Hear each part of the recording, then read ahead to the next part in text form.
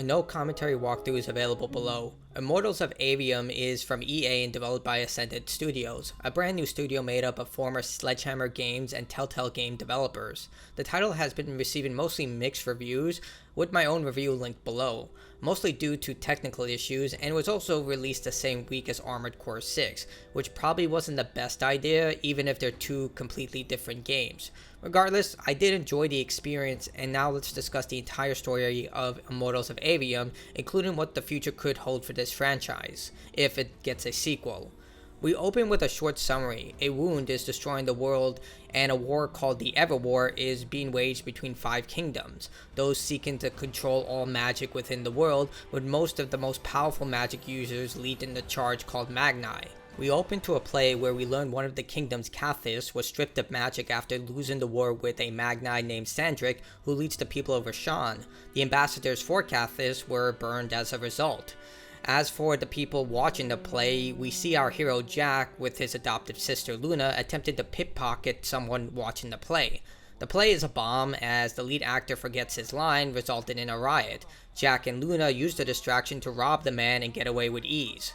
Luna and Jack start to head home as they discuss a future plan to rob someone from the upper class who lives on the top side, along with information that ships have been seen in town that don't look local. While exploring, the developers set the tone of showing how magic is a common thing in society, with locals using the magic to repair wagons and just fly around. Heading home, Luna is apparently leaving and hasn't told the rest of their family. We also learn that Saren, Jack's home, is an abandoned bridge made by an ancient civilization, with those of wealth living in the upper part, similar to Final Fantasy VII's Midgar, and the poor living on the bottom part. We also learn that the wound, the one that's destroying the planet, is basically a giant hole that's slowly getting bigger. Everyone believes it to be bottomless, seeing that nothing has come out of it, and anything sucked in is never seen again. Heading home, Luna and Jack take their time to clear large barnacles, a form of corruption we'll learn has more behind it. Most importantly, we learn that Luna is joining the army in hopes of getting a better life, refusing to dodge the draft and instead wanting to fight for her people. We get a summary of the Everwar stating that it's a constant fight that's been happening between the 5 kingdoms, with the current one being against Lucium and the Rasharnian.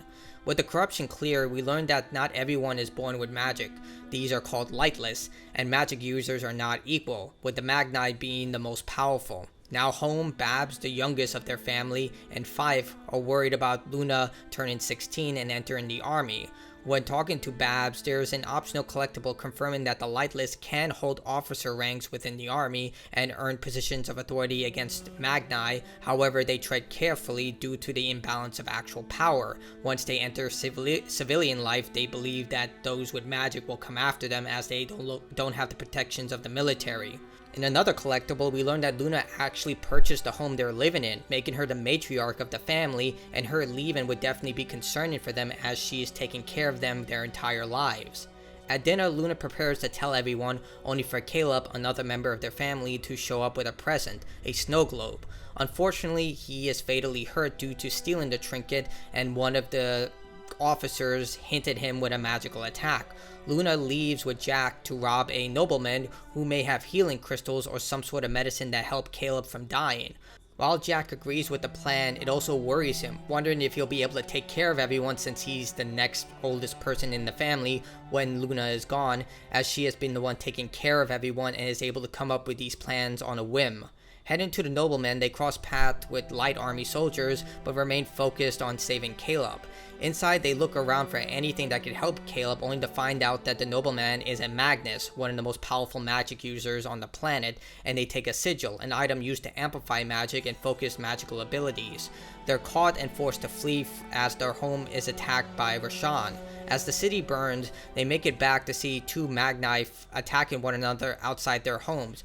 Unfortunately, a Rasharnian ship destroys Jack and Luna's home as it targets the Lucian Magnus, killing Jack and Luna's family along with the Magnus. Luna takes the Magnus' sigil and uses it to fight the Rasharnian Magnus, but is easily overwhelmed and presumed dead afterwards. Jack then awakens his dormant abilities, killing everyone in the area. Jack mourns the death of his family as a Lucian Magnus appears, Kirkin. She tells Jack is an unforeseen, someone born with little to no magic but gains a massive amount of power randomly through their life. Usually it results in their death. She tells him that he's a target because of these abilities and offers him a chance to join the army to learn to control his talent. Jack agrees, having lost everything, and is taken under Kirkin's wing, who explains that the ley lines, tubes of raw magic which people draw their abilities from, is where Jack gets his powers. The ley lines come from a world underneath their world called the Shrouded Realm.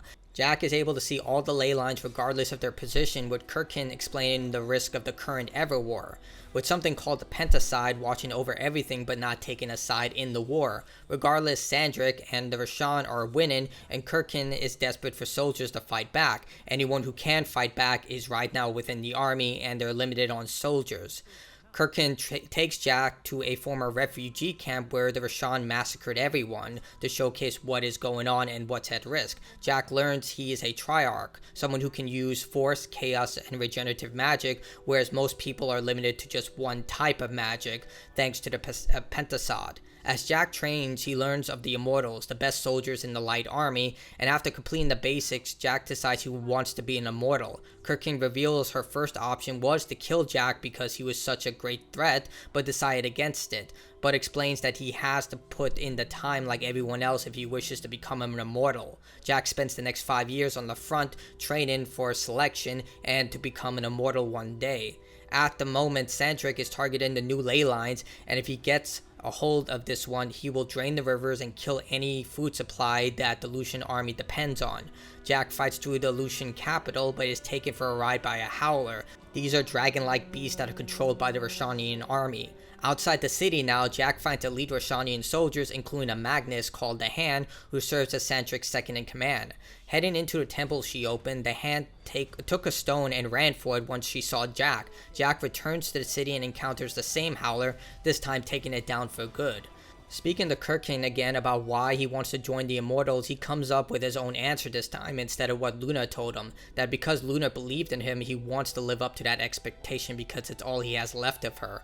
Jack heads to the Palathon to take part in selection, with Captain Seiko giving Jack tactical advice on the area. Reaching the marketplace, Grey Vale Plaza, Jack meets an Immortal, Ulfair the Seer, someone who can read various timelines and provides intel to the Immortals. Inside the Palathon, Jack meets Devyn, another Immortal who informs us that the Palathon is an unknown construct with a giant memorial that keeps track of everyone who died in the Everwar. Sounds like the Citadel from Mass Effect if you look really deeply at it, since a lot of people don't know how it operates but use it regardless. At selection, Jack meets another Immortal named Zendara, who's reluctant to have Jack join since the Path, a sentient construct, has already set up the obstacles for the candidates who were on time, and Jack is late. Despite this, Devyn convinces her, but Zendara warns Jack that if he dies during the test, he'll die in real life and to take it seriously.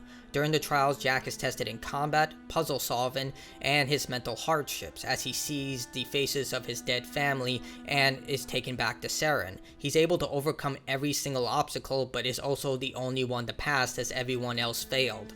Zendara makes her issues with Jack known, but still welcomes him as an Immortal. Apparently she really hates Unforeseen, which we'll learn why is kinda valid.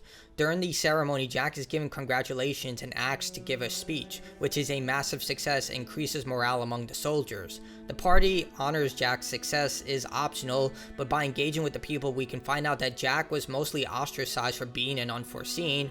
Orphe has chaos and life magic between her eyes to see predictions based on the timeline but can't see the future. Seiko is lightless despite being a captain within the army. The North is lost and the king who was positioned there is now in hiding. Devyn has major father issues and hates being good at war. Zendara is a Cthulhian princess, the region that was burnt alive after the Rasharnians took over, and death in selection actually doesn't mean death in real life, but instead is there to encourage recruits to take it seriously.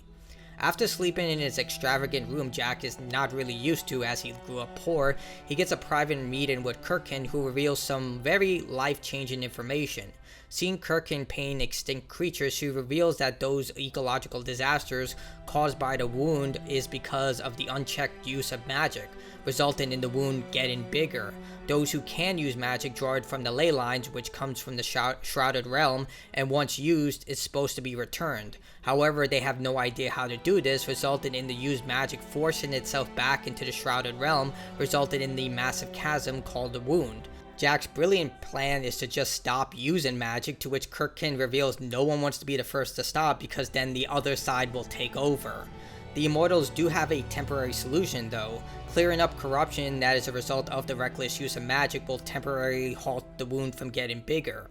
Before meeting Zendara, we can meet Hauser, an immortal assassin who's mostly an optional character, making you aware of 6 optional super bosses called the Order of the Mask, better known as the Six, that you can take on throughout the adventure.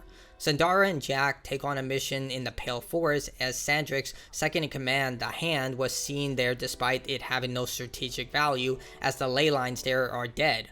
That being Jack's first immortal mission, his new realizations start to dawn on him. There is no backup as they are the tip of the spear. Heading deeper into the forest, the area is locked off by wards, but fortunately Zendara and Jack find a soldier who's able to break the ward using green magic constructs. He refuses to give control, but Jack is able to bind it to himself since he can use green magic as a Triarch and Zendara can only use red magic.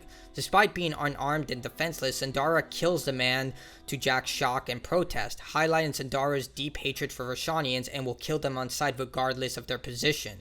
Zendara decides to intercept the Hand as her ship is seen passing by, and Jack uses a construct to break the wards and help him in taking down more soldiers. To Jack's surprise, the ley line is reactivated. Inside the tower, Zendara calls that she took down the Hand's ship, but she wasn't on board. She demands that Jack wait for her, but Jack presses on to find Sandrak and uses something called a binding stone that Jack has no idea what it is. Jack refuses to wait despite Zendara's order as Sandrak is the one who killed his family, with Sandrak revealing that he wasn't immortal, but then the Hand appears. Jack attempts to repel her with the help of his construct, but Sandrak uses the binding stone to turn Jack's construct against him and increase its power. The resulting explosion from the fight sends Jack into the Shrouded Realm, and the Penticide walks toward him, sucking him into a type of void that transports him back to his own world.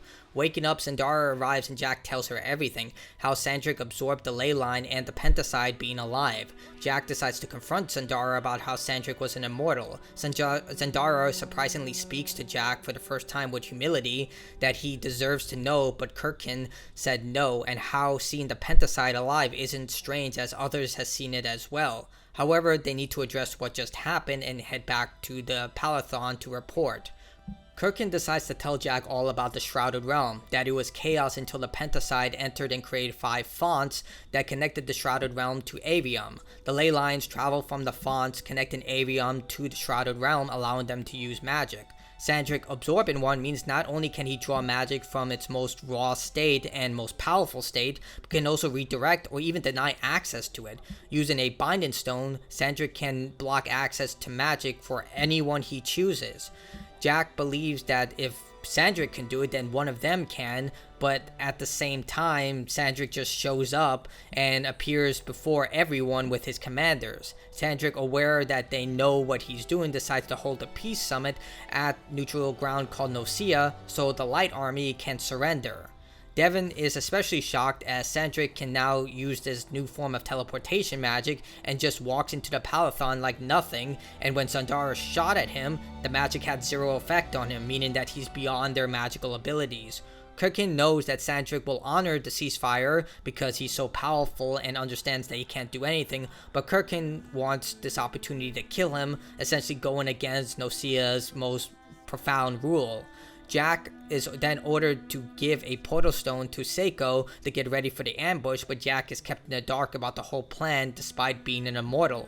At the peace summit, Jack is told that no one except Kirkin knows the plan. Despite Sandrak acting like he wants peace, Kirkin then reminds him how he burned the ambassadors of Zendara's people after they surrendered to him.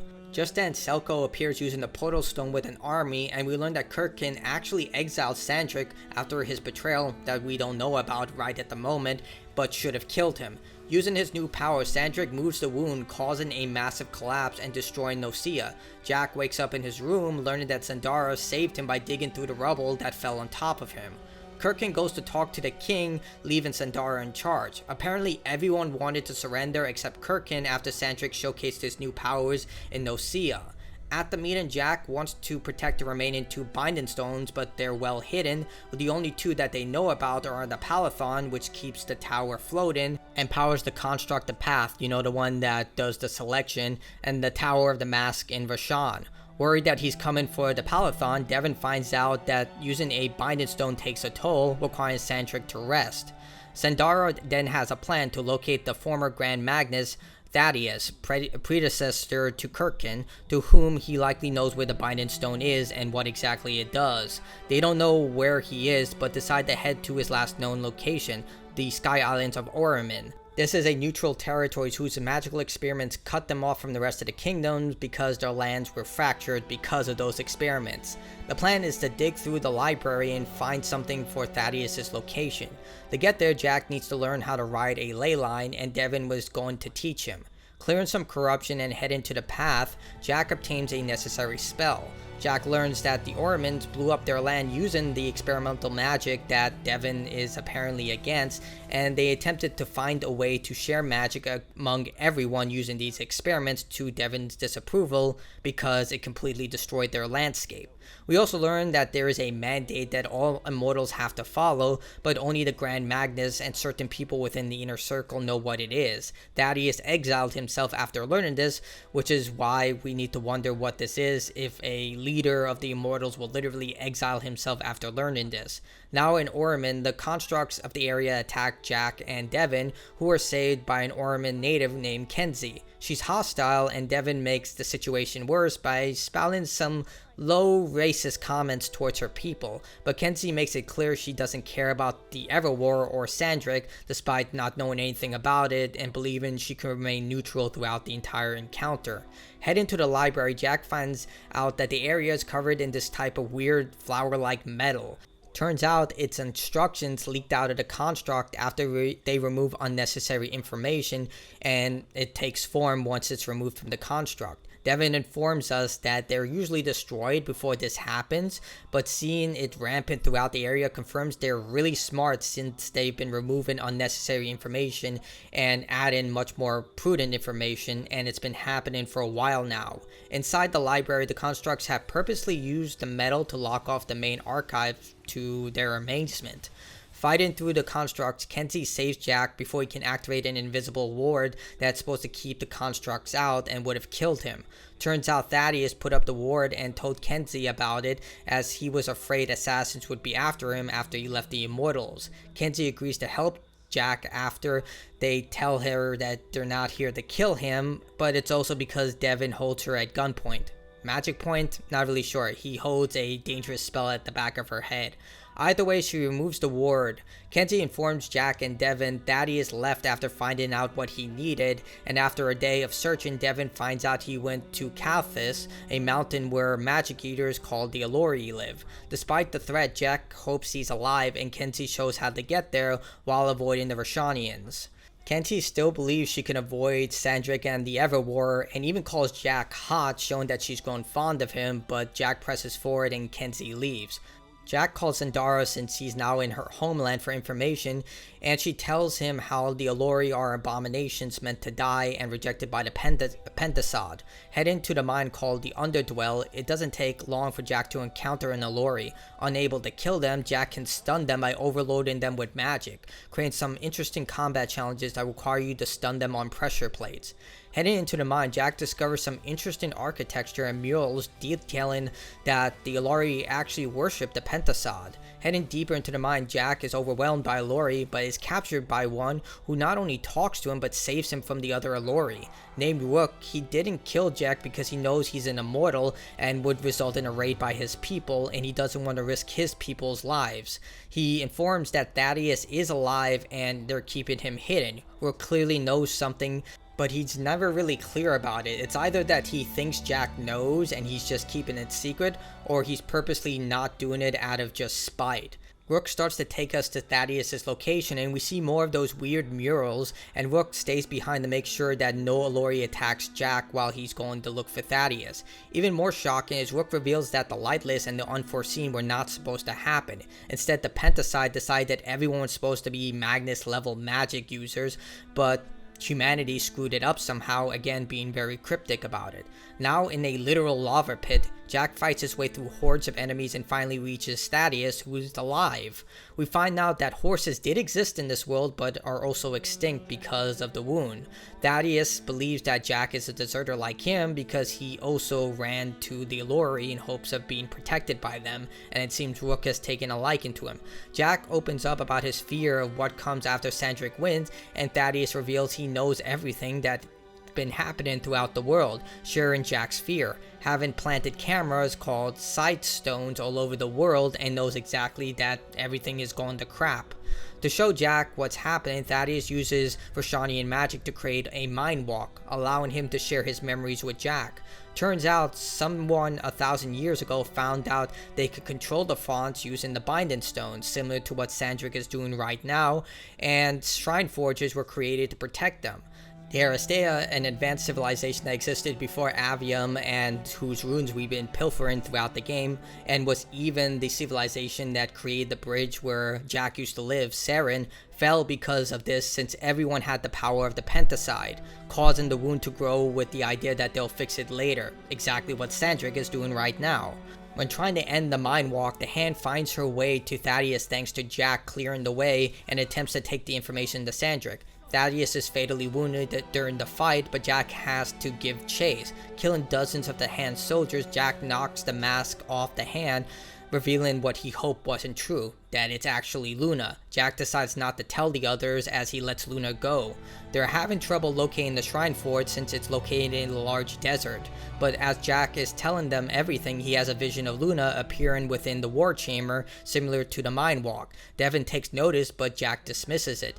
Heading to get some sleep, Jack contacts her using the same mind walk magic, but they can only see and hear each other, nothing else. Jack is naturally annoyed, but Luna attempts to pretend nothing happened. But she knows that if they see each other again, they might kill one another, in hopes that she can bring him over to his side or understand, but Jack's not having any of it, as they are now on opposite sides. The next day, Devyn calls Kenzie to help find the shrine forge within the desert. Meeting Zendara, Kenzie instantly starts crushing on her like she did with Jack. After some back and forth, Kenzie reveals that the temple is deep underground, as her people has a thing about creating things deep underground, and they need to combat drop into the area since there's no portals that lead them into the temple. After an extensive battle to the shrine forge, and only a Triarch can enter due to the war, Jack enters the temple. Jack conquers all the challenges within and is greeted by an Aristean, but speaks to Jack as he was Sandrak.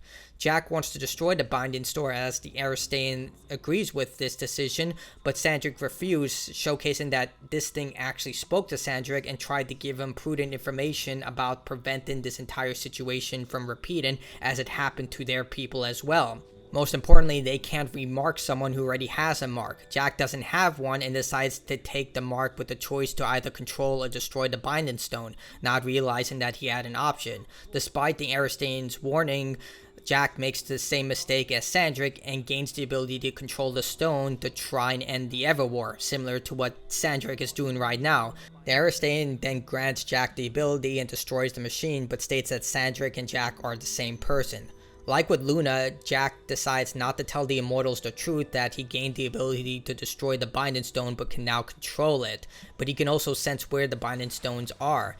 At the vault, Kirkin gives Jack the promised report about Sandrak and gives Jack access to the Colossal, a massive machine made for war. Kirkin does open up about Sandrak, and it mirrors his feelings towards Luna, with her thinking exiling him would have been the death of him due to the number of enemies that he had, while at the same time still caring deeply for him.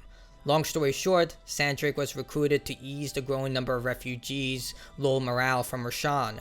Eventually, he found out about a rejected project, threatened to tell his people, and was exiled for it. Before the combat drop, you can speak to Kenzie in Jack's room about Thaddeus' death, inferring that she and him had a relationship. If you decide to tell her the truth that Thaddeus never mentioned her, she seems awfully hurt, almost like it was a romantic relationship and not just a platonic one. Regardless, Jack does ask Kenzie to help with the upcoming mission, but she refuses, still thinking that this war has nothing to do with her and she just did this at the goodness of her heart. Before the suicide mission, Devyn, Zendara, and Jack decide to get drunk and throw an end-of-the-world party with everyone invited, with the three bonded profoundly throughout the night. Zendara does reveal the real reason she hates the unforeseen, stating her people had a small city quarantined from magic users since they were seen as divine with some unknown purpose from the Penticide.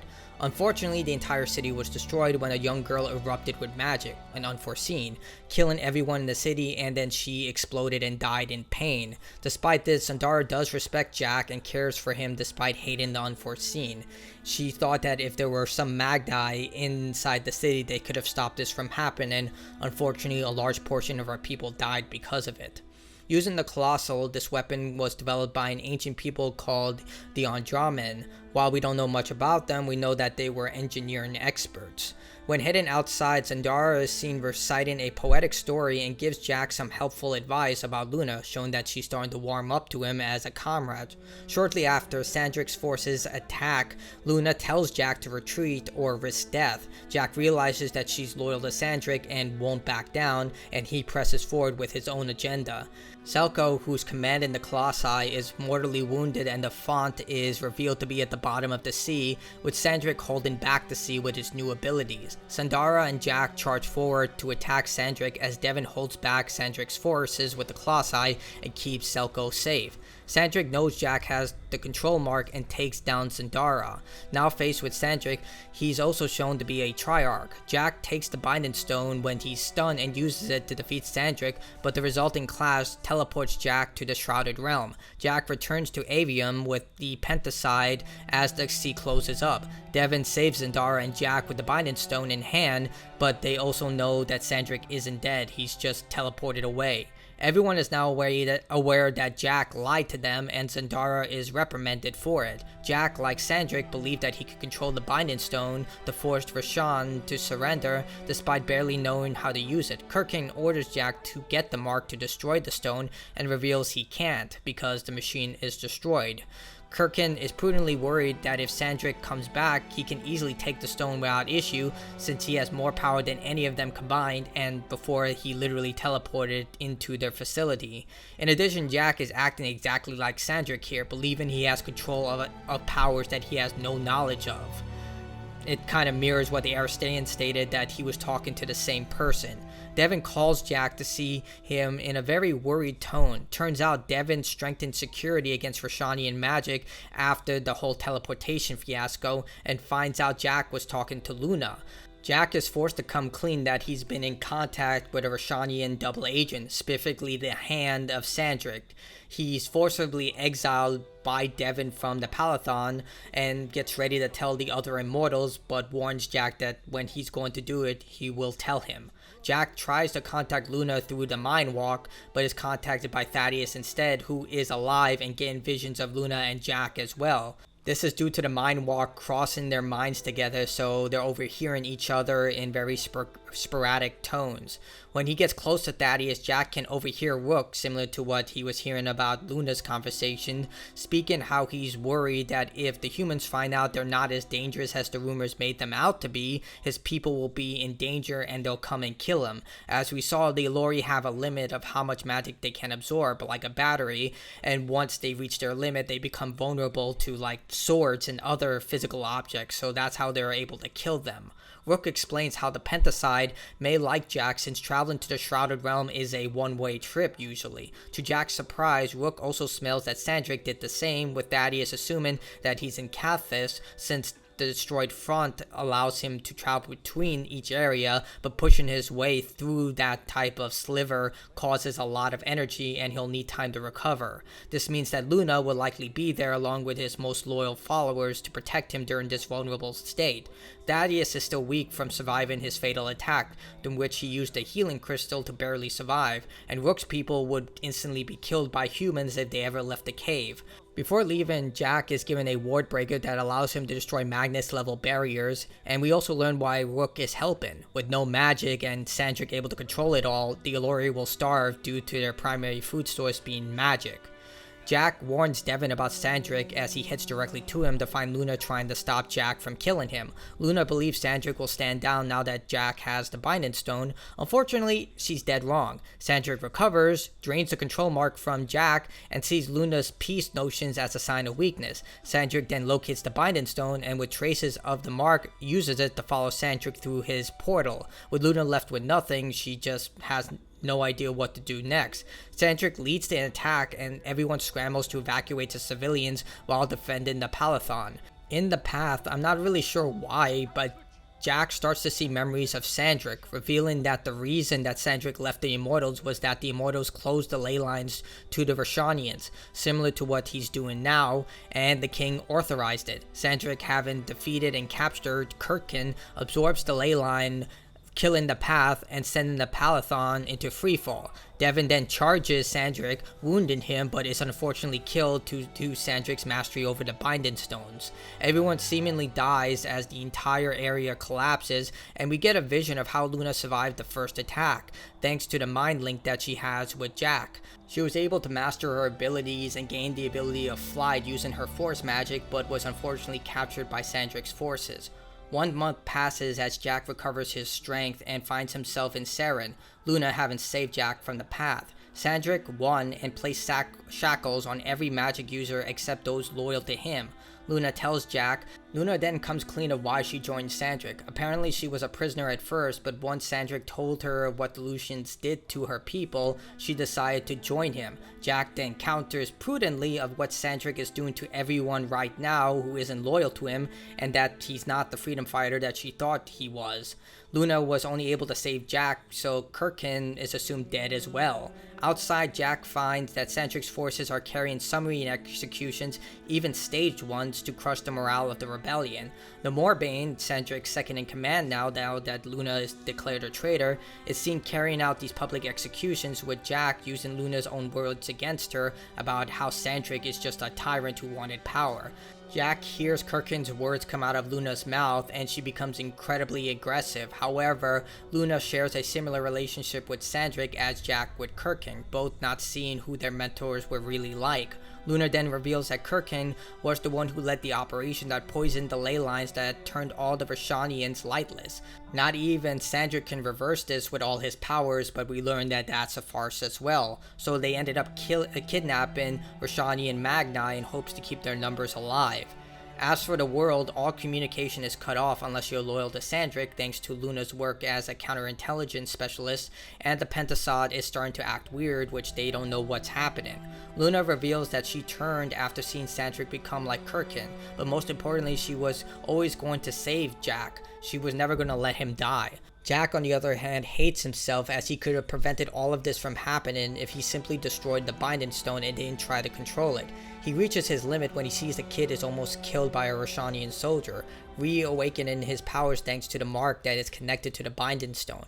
Returning home, Luna and Jack suit up with their armor and sigils, but the powers are still limited. Luna still can't fly, but before they separate, he gives her the snow globe that Caleb stole from her, showing that he never forgot her no matter how much time they spent apart. Reaching to the top, the Moorbane cuts them off and they decide to fight him, killing the Moorbane in a giant, really cool fight. Now outside of Seren, Jack finds out that Sandrak is calling on so much magic that it's increasing the wound rapidly, while at the same time he's also suppressing everyone else's magic. Jack uses the mark to reactivate magic for as many people as he can, but Luna decides that she's done fighting and leaves because she can't fight Sandrak because of their bond, even though he's become a tyrant. Which to me just sounds very selfish. This is the end of the world. You're one of the few people who can fight at the same level of Jack. You're one of the only people who knows Sandrak's abilities better than anyone, and you're going to just pretend that the giant hole that's absorbing the entire planet isn't happening? I mean, where are you going to go? The hole is going to absorb everyone. You need to do something.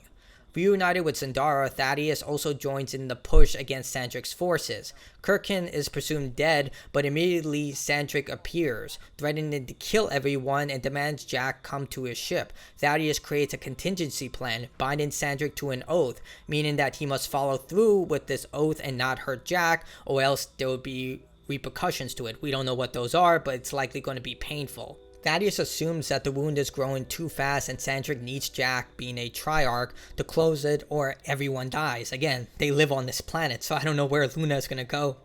Right after, Kirkin calls she's alive, stating that Sandrakk of all people saved her and has been keeping her as his guest, so that's alarming. When speaking to Zendara, you can reveal what happened with Luna or not. If you do, Zendara is very annoyed about what's happening and just doesn't want to hear it. Most importantly, we learned that Zendara actually has respected Jack since the beginning, that calling him initiated being a term used for new recruits in the military. To Zendara's people, it's what they call other Magni, meaning that she's been showing respect to Jack since the beginning. You can also ask about the mandate, that the thing that encouraged Thaddeus to leave the Immortals, but he refuses because it sickens him. But we'll find out later why it's pretty twisted. Among the survivors include Selko and Hauser. I mean, my boy Hauser has to survive even though he's just an optional character. At Sandrakk's ship, he shows off that he can even bring back extinct animals with his new powers. We learned that Kirkin has been working with Sandrakk since he cannot stop the wound. The energy Jack and Luna saw wasn't him but the Penticide calling the Malador, the sign of the apocalypse by the Aristeans. Sandrakk believes that the wound was created by the Penticide and wants to kill it. Kirkin shows that the end of the world is only a few days away and the wound will swallow all of Avium. Jack agrees to help, but under two conditions: that he wants to talk to the Penticide before they do anything, and also that he plans to kill Sandrakk, to which Sandrakk agrees that these are valid conditions, and can't really blame him, he did still kill most of his family. Using a special ship, they use the power of the Binding Stone to travel to the Shrouded Realm through the wound. Inside they find the world is full of corruption, and Sandrakk reveals what the mandate is. Once you reach old age in the Immortals, you're sent on a suicide mission without your knowledge to sacrifice yourself to clean up a massive corruption. Despite Jack not believing it, Sandrakk lets Kirkin go, as the only reason he saved her was so she could witness his victory, which is pretty twisted. Even Jack calls him out on this and he says, "Yeah, I may be insane, but I don't care." Jack and Sandrakk meet with the Penticide. At first it seems uninterested until Jack mentions Rook and the Aelori, but Sandrakk attacks using the Binding Stone almost immediately. Jack is teleported away and the Penticide speaks to Jack telepathically, stating he made Rook for them and confirming that the Aelori came from the Shrouded Realm based on the architecture that surrounded them and how similar it is to the Aelori's homes. We then get visions of why the Aelori were created by the Penticide to return magic to the Shrouded Realm. After humans used the magic, the Aelori would heal the wounds, but according to Jack, they were slaughtered upon first contact because they were absorbing magic and believed to be destructive. If they were left to do what they were supposed to do, they would be no corruption and no wound. Hence all of Rook's sayings of how the Penticide wanted everyone to have magic, that humanity would make great things using it, and they would filter it and be worshipped by the humans, but instead used magic for war, killed the creatures who were meant to keep the balance, and the primary reason everything is happening right now in both the Shrouded Realm and their own world. Jack makes contact with Sandrakk, who is still hell-bent on killing the Penticide. Sandrakk tries to kill Jack, but violates the oath made by Thaddeus, causing a major backlash and putting him out of commission. The Penticide then teleports Jack to Rook, who is naturally still angry for what the Penticide promised, and humans killing his people. Jack begs for Rook's help despite knowing he has no right to ask him for help, but Thaddeus reveals Sandrakk's plan was to pull the Penticide to their world since it's weaker outside the Shrouded Realm, and he actually stood no chance to fight it on its own territory. Jack asks Rook for help and leaves for the final battle, unsure if he'll come. Kirkin orders to join Sandrakk's assault despite Jack's warnings. Kirkin agrees, understanding that Sandrakk has gone mad, but the Penticide being in the wound and it's causing major calamity as it draws magic from the Shrouded Realm to fight back against Sandrakk. To Kirkin, the only way to save Avium is to kill it, similar to how the mandate works. Rook shows up only to tell her that she's also insane, and Jack reveals why the Aelori existed, complimenting Thaddeus' research about how they heal the wound and prevent the corruption. Despite this evidence, Kirkin refuses to accept it, but Zendara is inhabited. She takes over as Lucium technically surrendered to Sandrak, and Zendara's people, the Cathis people, technically are still free because he burned their ambassadors and there was no formal surrender. And technically the Immortals don't exist anymore because the Lucians surrendered, so they're a rebellion army. Because of this, Zendara, being royalty, is able to take over as authority, and she offers territory to Rook's people in exchange for their help. They were going to help regardless because, again, the planet will get swallowed up by the wound if they don't help, but territory is better than no territory. Despite everything, Jack does beg for Kirkin's help since she's still one of the most powerful figures in the entire world, but she refuses. Speaking to his allies, Rook's allies are the ones who convinced him to join the fight despite them trying to kill Jack the first time they met, and Thaddeus helps make contact with Luna one last time before it cuts off so he can either say goodbye or ask for her help. During the planet stage, the Aelori show off they can fly since they can't use the ship since it uses magic and they'll automatically drain it and head off to start the attack. Facing Sandrak's most powerful, Jack makes his way to the man himself. Unwilling to see reason, Jack attempts to take him down by himself, but the Pentasod is also fighting. Sending out powerful blasts in hopes of killing Sandrak, it also hurts Jack in the process, so he can't take on both the Pentasod's attacks and Sandrak at the same time. Just then, when Jack's about to lose, Luna appears to aid Jack and finally tells off Sandrak for being a tyrant, stating that he had the chance to save their people but chose to be a violent dictator just like Kirkin. Trying to pit Luna and Jack against one another for killing the other's people, they combine their abilities to take down Sandrak. Fighting both sides proves too much and they swap out a binding stone that Sandrak was using with Caleb's snow globe, giving the Pentaside the advantage it needs to take down Sandrak once and for all. Despite Sandrak's defeat, the Malador proves too much for the Aelori and they've reached their limit. Luna takes control of Sandrak's forces and tells them to stand down, as Jack remembers that the mandate is still a thing, and given Jack's power, he'll be able to clear up a large amount of the corruption. Thaddeus, reading Jack's mind because of the Mind Walk, tells him it does work, but it requires you to sacrifice all your magic and in the process will crush your body and remove your soul. Despite there only being a small chance that this will work, Jack decides that it's worth it if it means saving the world, but decides not to tell Luna because he hates goodbyes. Jack is successful and everyone starts to heal the world. The king gives Zendara her thanks, but Kirkin isn't heard from, and surprisingly Jack does survive somehow. Turns out the Pentasod saved Jack. His body exploded but his soul didn't, and the Pentasod saved it by teleporting it into the Shrouded Realm and then bringing it back to Avium, so I'm not really sure how he got his body back seeing that he was crushed, but you know, maybe the Pentasod gave him a new body as he's seen limping, and I don't know, you know, he's alive, that's all that matters. Unfortunately, Luna isn't around. She left knowing that Jack was okay, to Jack's disappointment, hoping she would have stayed, but she's done with war and she's done with everything. Likely she wants to find a new life that she's dreamed of, to have a farm and just be self-sustaining with that. With the Immortals now being led by Zendara and the king acknowledging her as the new leader.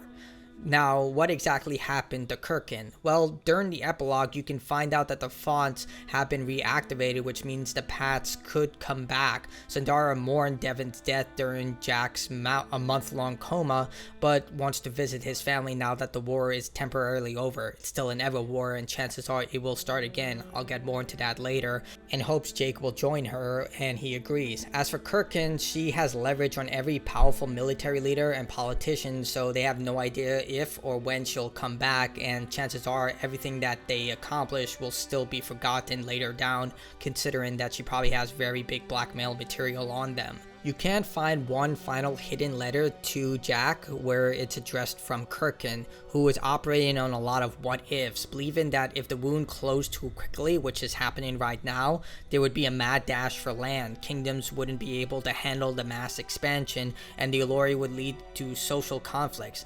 Honestly, it just seems kind of insane to act on probability when the world is in such calamity. I mean, you can't really predict any of this. At the same time, the world was about to die. Like, do you really think killing the Pentaside would have resolved everything? Likely would have caused a huge explosion that killed everyone, so can't really operate on these what-ifs if the world has already been exploded.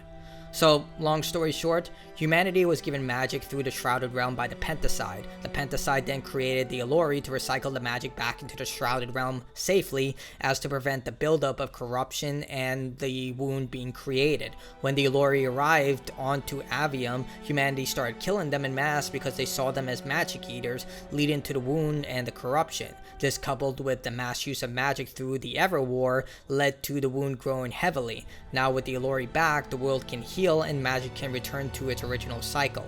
As for the future of this franchise, we could see Kirtland's warning starting to happen. After all, humans in this world have been shown to crave war. The Everwar is a collection of wars that haven't stopped for thousands of years. It's not one long war, but a series of wars, which likely means that another one will be created as more land is being developed through the wound recovering, not to mention more resources will be generated, considering that Sandrak was able to return resources to the world. So who's to say that, I don't know, Jack or Zendara won't have that power to do the same. We also have a lot more issues to deal with, such as the Aelori probably wanted more territory and having such mass control. After all, if they don't exist, the corruption and the wound could happen, so they can simply just stop clearing the wound and all this stuff. That gives them a lot of power. So there are a lot of variables that Kirk King is right about that could happen for a future game where the kingdoms are fighting, the Aelori are fighting, and I really think that's where this franchise could go if they decide to make a sequel.